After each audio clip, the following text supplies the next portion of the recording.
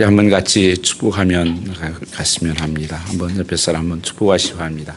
하늘 복 많이 받으십시오. 한번 축복하시기 바랍니다. 성도는 하늘의 복으로 살아야 됩니다. 하늘의 복이 넘치기를 축복합니다. 한 주간 참 더우셨죠? 수고 너무 많이들 하셨습니다. 오늘 복된 주일 여러분 나오신 여러분들 한 분 한 분을 주의 이름으로 축복하고 또 환영합니다. 몇 년 전에 그 스티븐 코비라고 하는 분이 미국에서 계속 오랫동안 베스트셀러가 된 책을 한 권 썼습니다. 그 책이 성공하는 사람들의 7가지 습관이라고 하는 책입니다. 저도 그 책을 읽고 또 우리 너무 좋아서 아이들에게도 사서 읽도록 그렇게 했던 기억이 있습니다. 그 책은 사람들을 이렇게 가만히 보니까 성공적인 삶을 사는 사람들은 특징이 있더라는 것입니다. 뭐냐면 좋은 습관을 가지고 있더라. 그리고 그 습관을 따라 살더라. 이런 사람들이 보니까 성공적인 삶을 살더라. 그래서 특별히 7가지 습관을 따라 살기를 바라면서 쓴 책이 성공하는 사람들의 7가지 습관이라는 책입니다. 우리 신앙생활에도 복된 승리하는 믿음의 삶을 사는 것은 이 경건의 습관이 좌우한다고 하는 것입니다. 내 삶에 어떤 습관이 있느냐에 따라서 그 삶을 좌우하게 되는 것입니다. 특별히 성경은 경건의 습관, 경건의 훈련을 말씀하십니다. 그래서 디모데전서의 4장 말씀에 보시면 말씀과 기도로 너희가 거룩하여진다. 그래서 늘 말씀과 기도의 경건의 삶을 살아야 한다는 것입니다. 어제 우리는 지난주에 예수님의 습관 중에서 말씀의 습관을 좀 살펴봤었습니다. 우리 신앙생활을 잘한다는 것은 내가 예수 잘 믿는다는 것은 뭐예요? 주님을 닮아간다는 것입니다. 외적인 것만 아니라 내면과 주님의 삶을 닮아가는 삶. 그래서 그 사람을 성숙하다고 말씀하는 것은 주님을 얼마나 닮았는가 하는 것입니다. 여러분 자녀들을 보면 갈수록 뭡니까? 자기도 모르게 닮아가는 곳이 있다고 하는 것입니다. 그렇듯이 우리가 하나님의 자녀로서 예수 믿는다는 것은 주님을 닮은 모습이 있어야 돼요. 그것이 예수님을 우리가 따라가는 삶입니다. 그러기 위해서는 우리가 예수님처럼 어떻게 살 수 있을까? 예수님을 닮아가는 삶, 예수님의 습관을 쫓아가는 삶이 한다고 하는 것입니다. 많은 분들이 신앙생활을 가만히 이렇게 제가 살펴보면 저를 포함해서 보면 참 오랫동안 예수 믿었는데 교회는 다녔는데 또 봉사도 하는 것 같고 또 외적으로 보면 믿는 흉내도 내는 것 같은데 실제적인 삶을 이렇게 가만히 보면 좀 어려운 일을 만나면 아주 어린아이의 모습으로 돌아갈 때가 너무 많습니다. 자라지 않는, 그 믿음이 자라지 않는 그런 모습일 때가 많다고 하는 것입니다. 왜 그럴까? 그것은 성경에서 말씀과 기도 외에는 거룩게 지는 길이 없다고 말씀하십니다. 이 균형적인 신앙생활을 하지 못하면 절대 신앙이 성숙하지 않습니다. 어떤 사람은 나는 기도를 많이 하고 봉사를 많이 하고 은사도 있어. 그러나 말씀이 없는 사람들의 특징은 그 안에 인격의 열매가 없어요. 그냥 쉽게 넘어가 버려요. 말씀이 인격화되지 않았기 때문에 그렇습니다. 또 말씀할 때 기도가 없는 삶은 능력이 없어요. 예수님께서 바리새인과 서기관들을 향해서 그렇게 말씀하셨습니다. 우리가 바리새인 하면 여러분 비판하지만 그 사람들만큼 잘 믿는다고 믿는 사람이 없어요. 일주일에 2번씩 금식을 하면서 정말 경건하게 살았던 사람들입니다. 근데 주님께서 이렇게 말씀하셨습니다. 저들의 말하는 것은 듣고 행동하는 것은 본받지 말라. 신앙생활이 말과 행동이 다르다는 것입니다. 이게 무서운 말씀이에요. 그래서 그 한마디로 표현이 해칠한 무덤이라는 거예요. 무덤 아시죠? 속에서는 썩어가지고 죽어서 냄새가 나고 있는데 겉에는 예쁘고 포장을 하죠. 그 모습이 바리새인들의 모습이라고 말씀하시는데 저도 말씀을 전하면서 늘 여기에 걸리는 사람입니다. 그 말씀대로 살고 있나? 그런 말씀과 기도의 균형 잡힌 삶을 내가 살고 있는가? 이 거룩한 삶을 이뤄가고 있는가?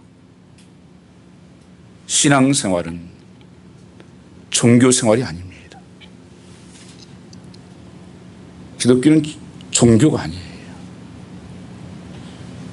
하나님, 살아계신 하나님과의 만남이요. 교제입니다. 친밀한 인티미티한 하나님의 펠로우십이에요. 무슨 절에 다니는 사람처럼 어쩌다 한 번씩 가서 봐주고 가서 막 빌고 뭐.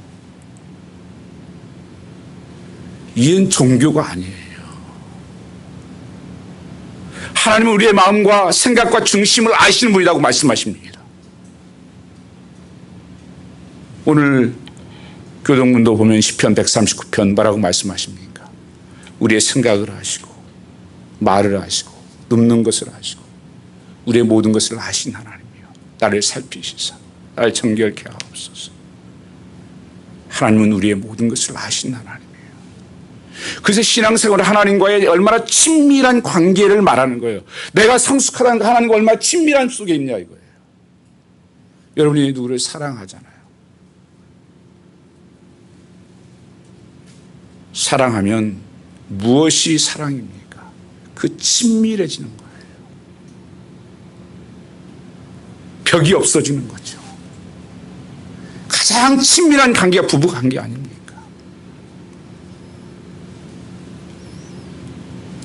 성도의 삶도 종교 생활이 아니라 얼마나 친밀하냐는 거예요. 그 친밀함을 우리가 이룰 수 있는 것이 뭔가? 그것이 말씀과 기도라는 것입니다. 위에서 내려오는 하나님의 말씀, 내가 올리는 기도라고 하는 것입니다.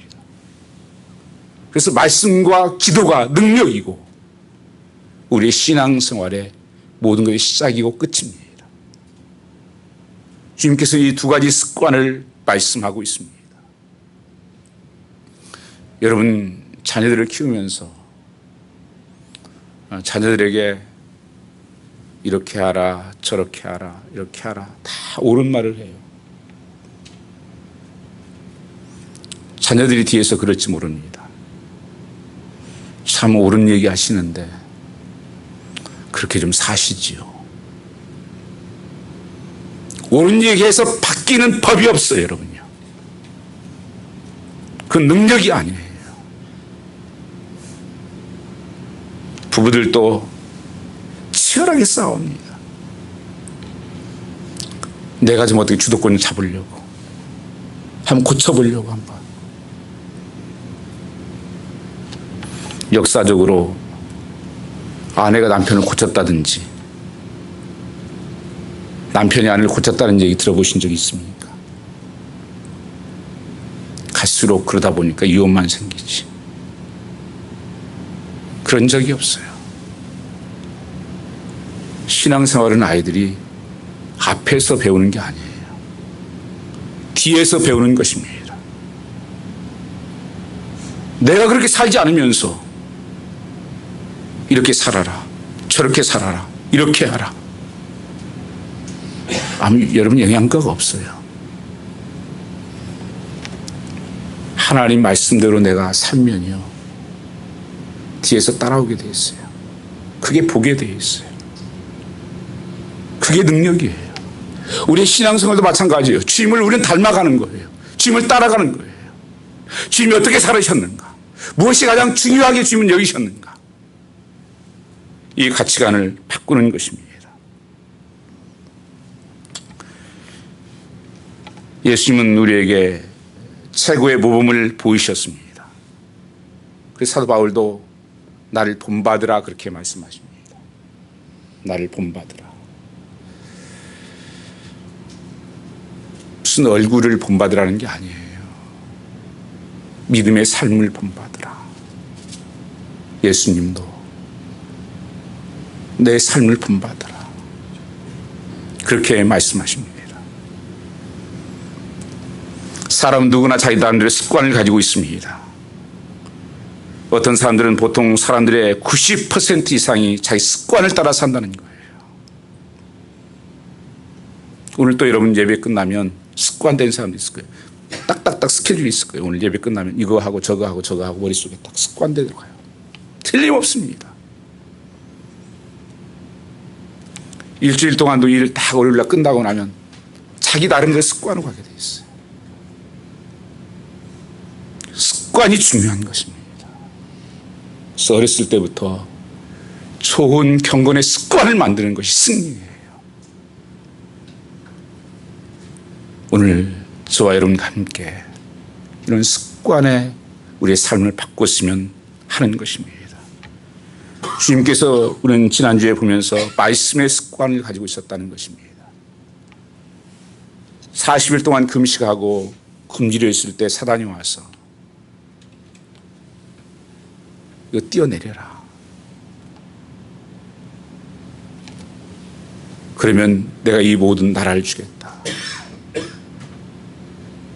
주님께서 그때마다 신명기 말씀을 애우셨다가 그 말씀으로 물리쳤습니다. 사람이 떡으로만 사는 것이 아니라 하나님의 입에서 나오는 말씀으로 산다.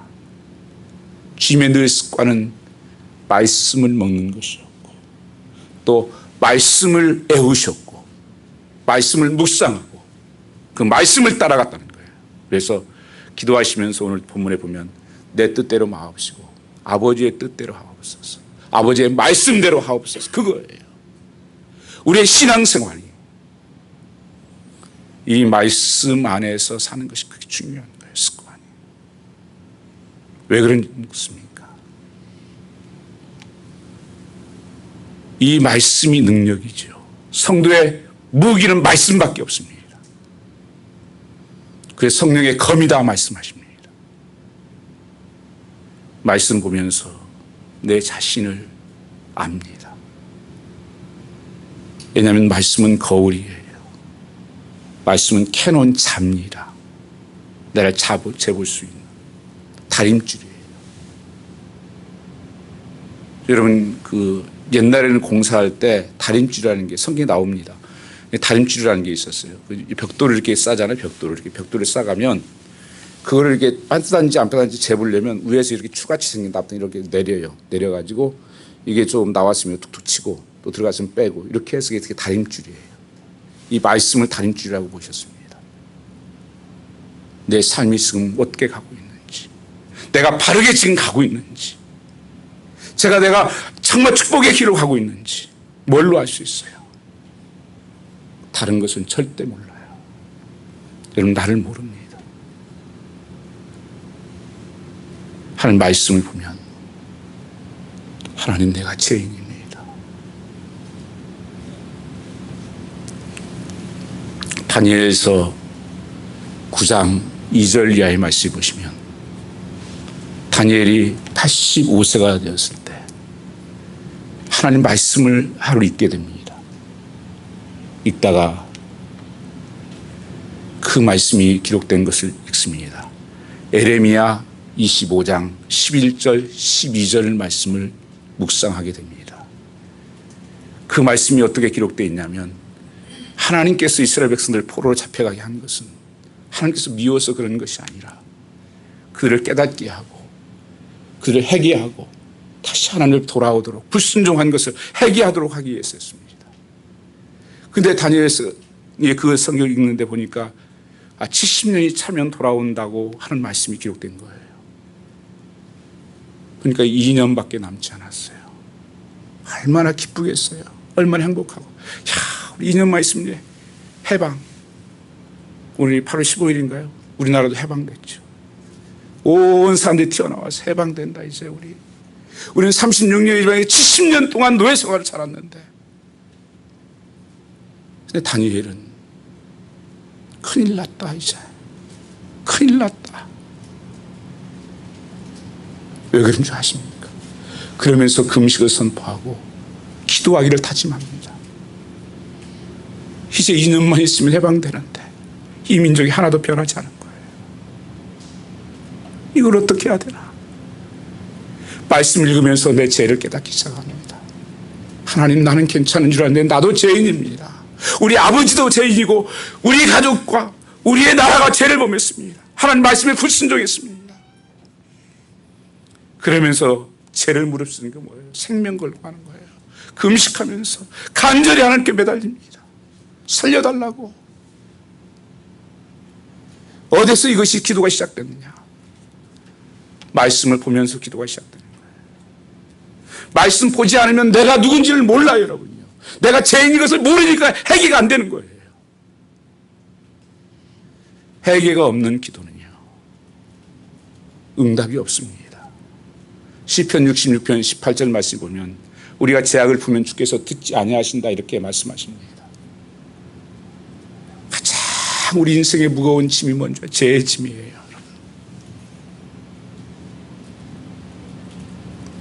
여러분, 설마 아니에요. 정말 죄를 지고 있는 것만 힘든 게 없어요. 영적으로 확 막히잖아요. 그것만 지금 답답한 게 없어요. 그래서 다윗도 죄를 범할 때마다 하나님, 나를 내 죄악을 도말하여 주시옵소서. 하나님의 신을 거두지 마시옵소서. 신앙생활은 하나님과 관계인데 그 관계에 단절이 오는 것 다른 것이 없어요. 죄밖에 없습니다. 내 말씀을 보면서 마태복음 6장 말씀 보면 산상수훈에 심령이 가난한 자는 복이 있나니 애통하는 자는 복이 있나니 천국이 저희 것이며. 왜 심령이 가난하고 애통하는 자가 복이 된 것입니까? 하나님 말씀을 내 자신을 비춰보니까 하나님, 내가 죄인입니다. 내가 죽을 죄인입니다. 그걸 보니까 울 수밖에 없는 거예요. 그러니까 회개할 수밖에 없는 거예요. 여러분들 매일 거울은 보시잖아요. 몇 번씩 보시잖아요. 하나님 말씀은요. 그럼 내가 죄인인 것을 몰라요. 그러니까 뭐라고 그러면 내가 무슨 죄를 지었냐고. 싸우는 게 그거 아닙니까? 내가 뭘 잘못했냐고.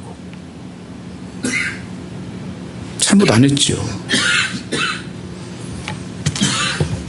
성경은 하나님 말씀을 갖다 들이댑니다. 하나님 말씀대로 살지 않는 것이 죄다. 내 멋대로 사는 것이 죄다.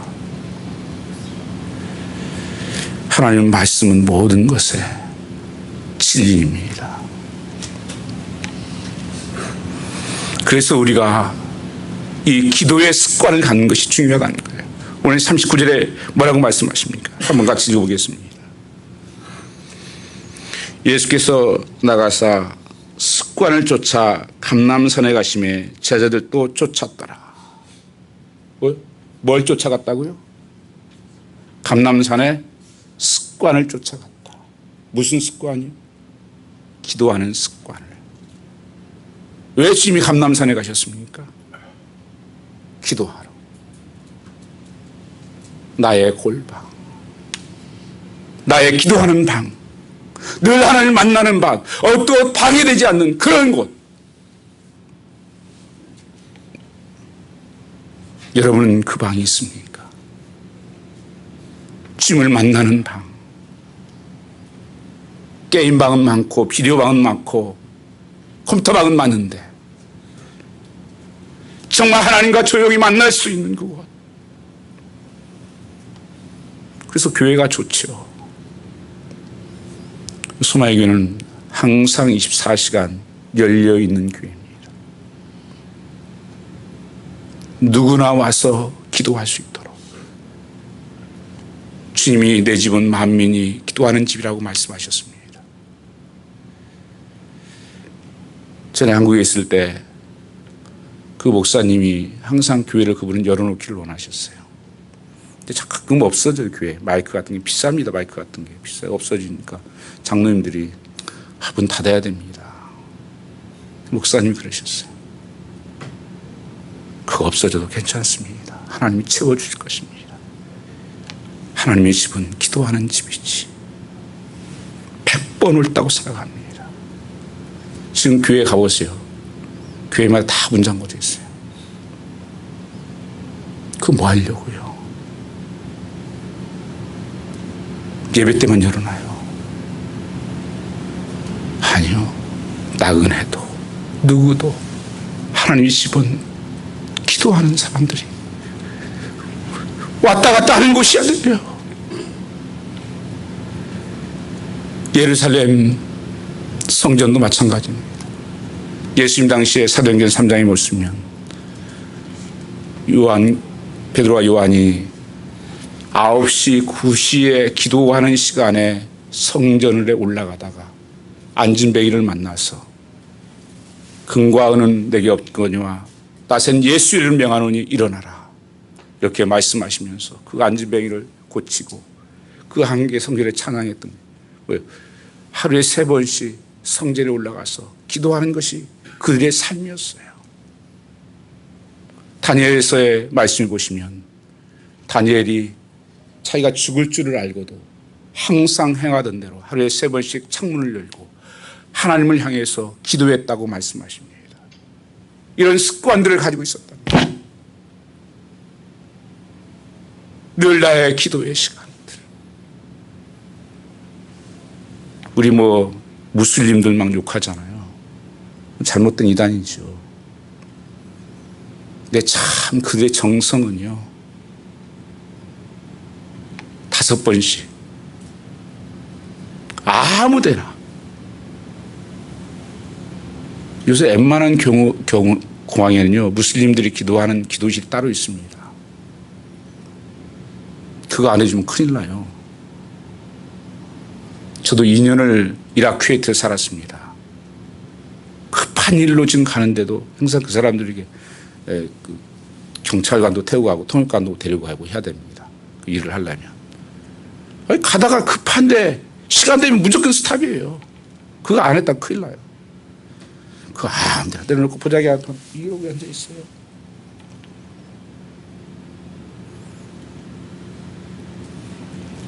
여러분, 우리가 그 정신을 빼앗겨서는 안 돼요.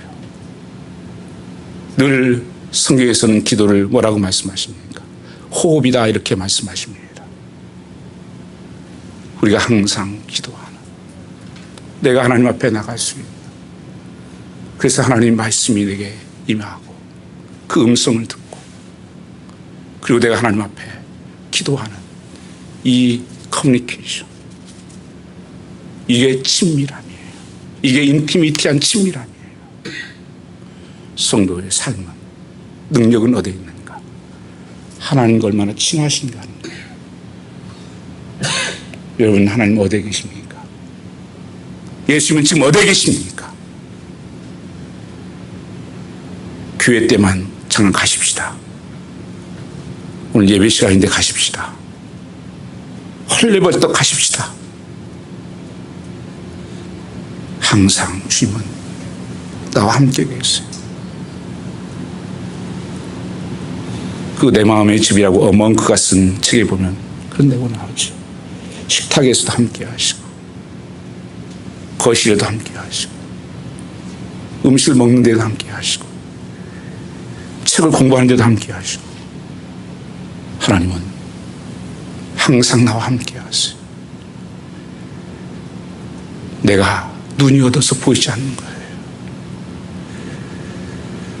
예수님이 십자가에 돌아가신 다음에 제자들이 낙심돼서 엠마로 내려갈 때 주님께서 옆에서 함께 늘 가고 있었습니다. 그리고 말도 걸었습니다. 그들이 알아보지 못했어요. 그때 주님께서 터디 믿는 자들이에요. 주님은 항상 나와 함께하고 계세요. 여러분이 가는 어딜 가든지 주님이 그곳에 함께 계십니다. 때로는 그곳에 울고 계세요. 때로는 아파하고 계세요. 여러분 주님을 인식을 못 하십니까? 요셉이 종로를 하면서 보디발의 그 비서실장의 집에서 종으로 슬랩으로 있었습니다. 참 잘생겼어요, 요셉이. 성경에 보면 핸섬하다고 그렇게 말씀 나오더라고요. 그러니까 그 아내가 욕심이 나는 거예요. 어떻게 한번 요셉을 좀 사랑해야 되겠는데 기회가 없어요. 너무 반듯한 거예요. 그리고 너무 일을 잘해요. 한번 기회를 삼았습니다. 아무도 없는데 요셉을 붙잡고 늘어집니다. 야, 우리 한번 사랑하자. 요셉이 이렇게 말합니다. 젊은 혈기를 가지고 있는 요셉도 남자예요.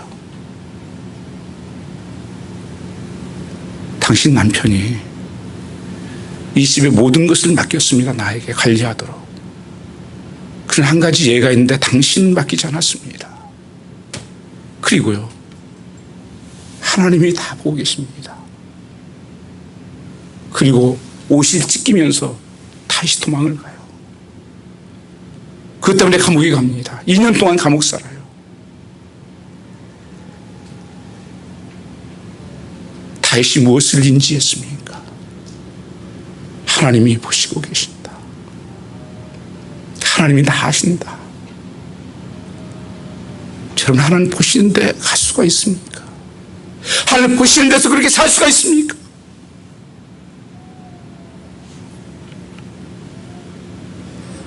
여러분, 주님께서 항상 모든 일에 기도로 시작했던 것을 알 수가 있습니다.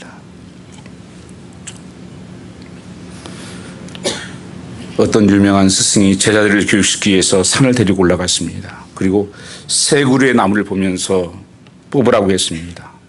심은 지 얼마 안 된 나무와 또 1년쯤 된 나무와 10년 된 새 나무가 있었습니다. 심은 지 얼마 안 된 나무는 쉽게 그냥 뽑혔어요. 1년 된 것도 힘 좀 주니까 좀 힘들었지만 뽑혔습니다. 10년 된 나무는 아무리 흔들어도 안 뽑혀요. 네, 그런 얘기를 했습니다. 이 습관이 굳어지면 고치기가 힘들다.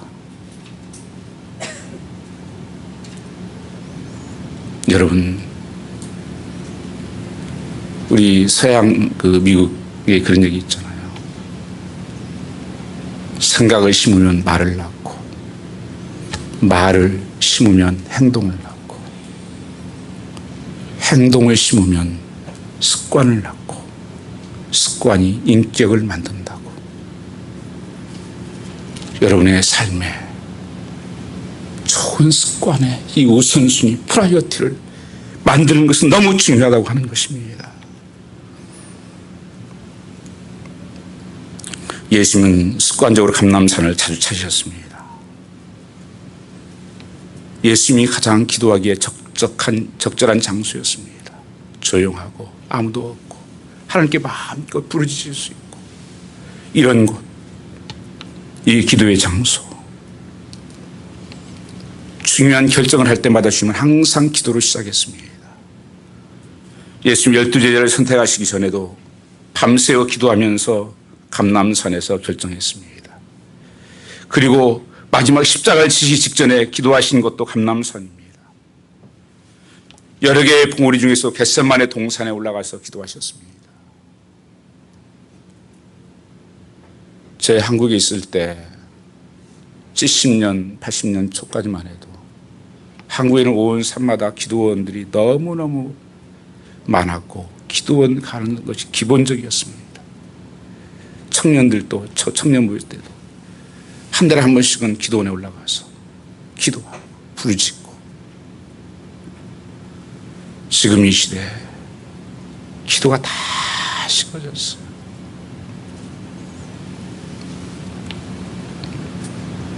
기도의 골방이 없어졌습니다.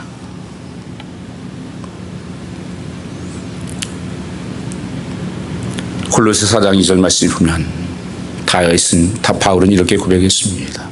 기도를 항상 힘쓰고 기도에 감사함으로 깨어있어야 하고, 항상 힘써야 될 것이 있는데 그것은 기도라고. 그 기도는 감사의 기도라고. 여러분 삶 속에 우리가 정말 애써야 될 것이 뭡니까? 무엇을 그렇게 애쓰고 사십니까? 기도가 능력이라는데.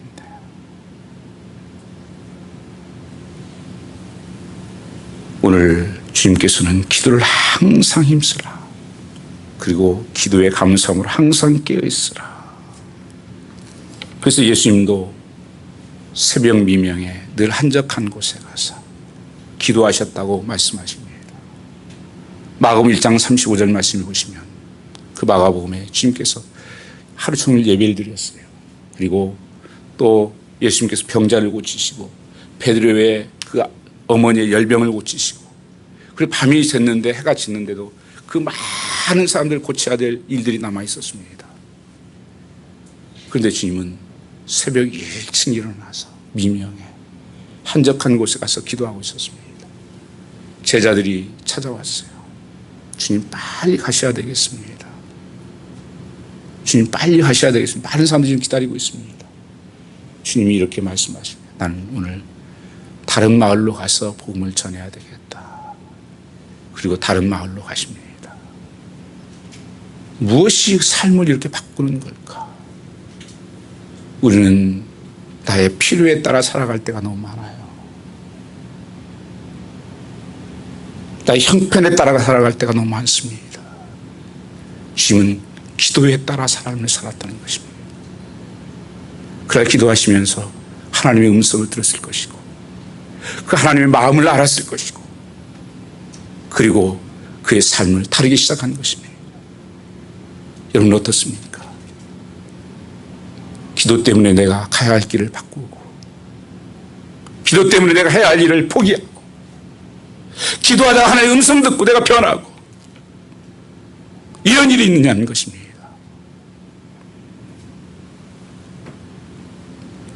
다윗도 시편 57편 7절 8절 말씀 보시면 내가 마음을 정했다. 나는 내 마음을 확실히 정했습니다. 나는 새벽을 깨우며 살겠습니다. 저기 보면 불 켜진 새벽을 내가 깨우리라. 그 말씀이죠. 다윗이 결단한 것 중에 하나가 나는 새벽을 깨우리로다. 여러분 새벽에 교회에 나오면 너무 좋지만 정 못 나오신 분들은 집에서라도 그 시간이 가장 조용한 시간, 침해받지 않는 시간 아닙니까? 누가 방해하지 않는 그 시간, 하나님 앞에 무릎 꿇을 수 있는, 그리고 하나님 말씀을 붙들 수 있는 이런 삶들은 제가 개런티합니다. 그 사람들은 하늘 문이 열렸습니다. 왜냐하면 말씀한 대로 하나님 이루어주시고 기도한 대로 응답이 되기 때문에 그렇습니다.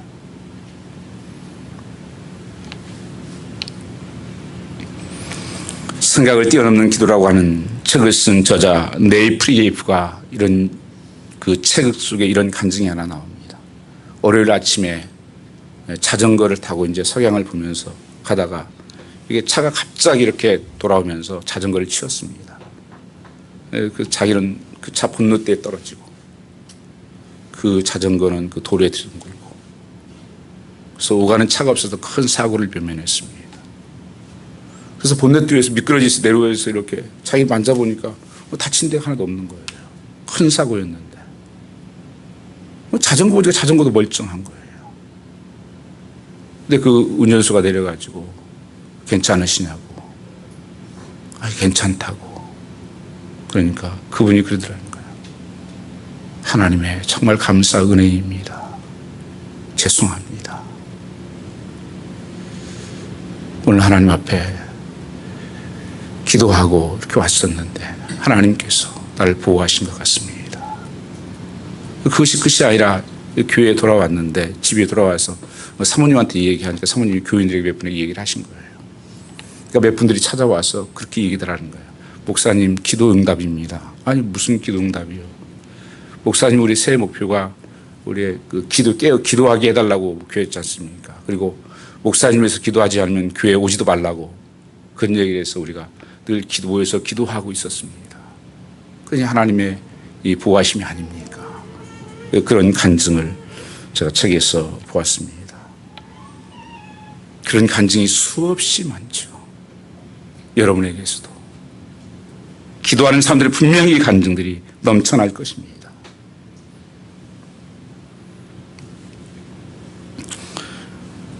사랑하는 성도 여러분, 그리스도인으로서 기도하고 살아야 될 이유가 도대체 무엇일까? 기도는 일상의 습관이었습니다. 규칙적으로 하는 습관이었습니다. 예수님께서는 이 습관 중에 가장 두드러진 습관이 기도의 습관이었습니다.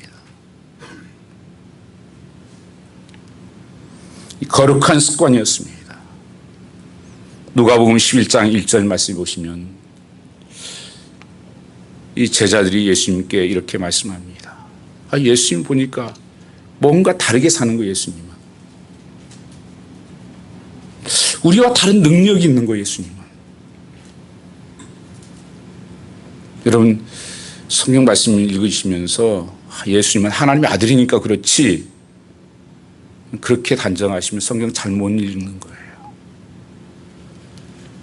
하나님은 분명히 하나님의 아들이시지만 이 땅에 오셨을 때 우리와 똑같은 육신의 옷을 입고 오셨습니다.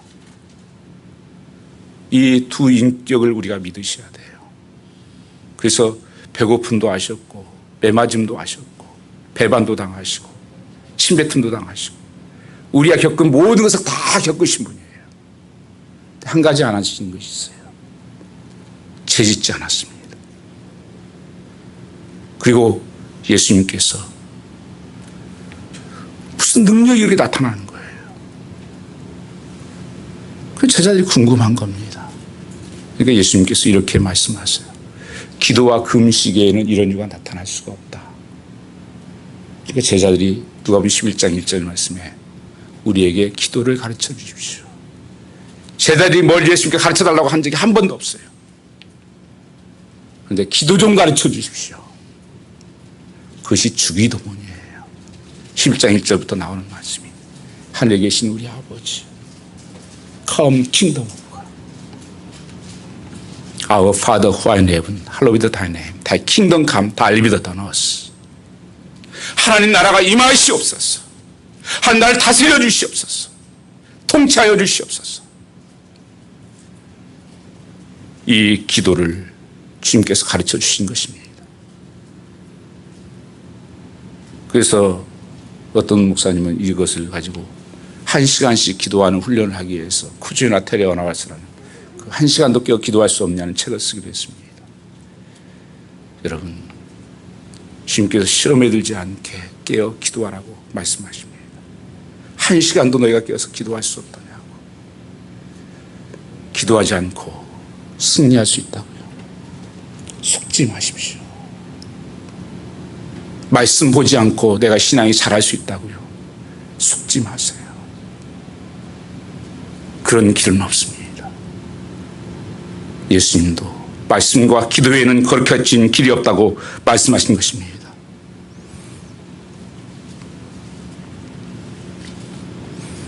기도는 위기의 극복이었습니다. 예수께서 어떻게 기도하셨습니까? 때로는 누가복음 22장 44절 말씀 보시면 예수께 힘쓰고 애쓰고 더욱 간절히 기도하니 땀이 핏방울처럼 되었다. 그렇게 말씀하십니다. 간절히 하나님께 부르짖는 예수님. 히브리서 5장 7절 말씀에는 육체로 계실 때 심한 통곡과 간구로 하나님께 올렸다. 그렇게 말씀하십니다. 우리가 묵상 기도도 필요하고 때로는 침묵 기도도 필요하고 때로는 정말 하나님께 부르짖는 하나님 나를 살려주십시오. 하나님 내 길을 인도하여 주십시오. 하나님 열어주십시오. 하나님 나를 용서해 주십시오. 그런 기도할 때 하나님의 불이 임합니다. 역대하 7장 1절 말씀 한번 같이 읽어보겠습니다. 역대하 7장 1절입니다. 그 역대하 6장은 다윗이 성전을 지으려다가 하나님께서 피 묻혀서 못 지게 하고 솔로몬을 향해서 성전을 짓습니다. 그리고 나서 하나님 앞에 기도합니다.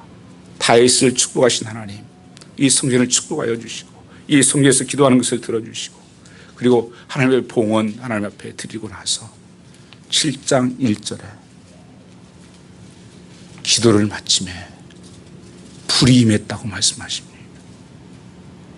여러분 정말 필요한 기도가 불이 임하는 기도입니다.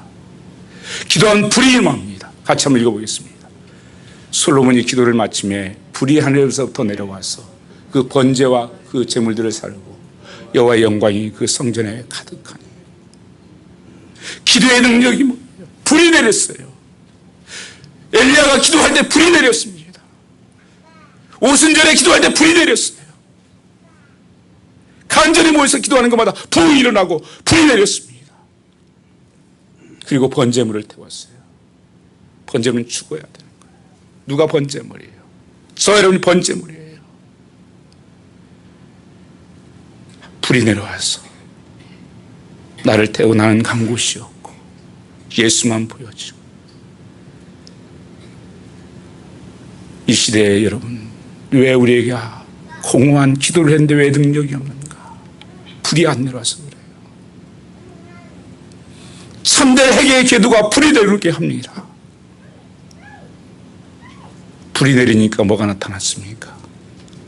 영광이 나타났어요. 임재와 영광이에요. 임재는요 개인적으로 임해요. 영광은 전체적으로 임하는 거예요. 기도할 때 이 역사가 나타납니다. 그래서 응답이 이루어지는 거예요. 그래서 빌립보 4장 6절에 아무것도 염려하지 말고 모든 일에 기도와 간구로 너희 구할 것을 감사함으로 하나님께 아뢰라. 그리하면 평강이 하나님께서 너희 마음과 생각을 지키시리라. 불이 임하는 거예요. 하나님 우리 소망의 교회 아니 성도의 심령 속에 이 불이 임하게 해주십시오. 기도의 불이 하나님 영광을 보게 해주십시오. 영광이 임하는 기도. 찬양은 곡조 있는 기도라고 말씀합니다. 그래서 여러분 찬양하는 것 소중하게 여기시기로 원합니다. 준비하는 게 아니에요. 기도는 곡조 있는 찬양입니다. 아니 찬양은 곡조 있는 기도입니다. 거꾸로 했나요? 기도는 찬양은 곡조 있는 기도라는 것입니다. 그래서 여러분이 정말 이 능력 있는 삶 말씀과 기도로 승리하는 여러분 되시기를 주님으로 축복합니다. 그래서 여러분 이것을 습관으로 만드셨으면 합니다. 간절한 부탁입니다. 매일 하루에 한 장씩 말씀을 읽으면 3년 3개월 3일이 걸립니다. 매일 1시간씩 깨어서 기도하는 이런 균형 잡힌 삶들, 그럼 놀라운 변화가 일어납니다. 이렇게 살 수가 없는 거예요. 이 축복이 넘치기를 주님으로 축복합니다. 같이 한번 일어나셔서 같이 찬양 하겠습니다.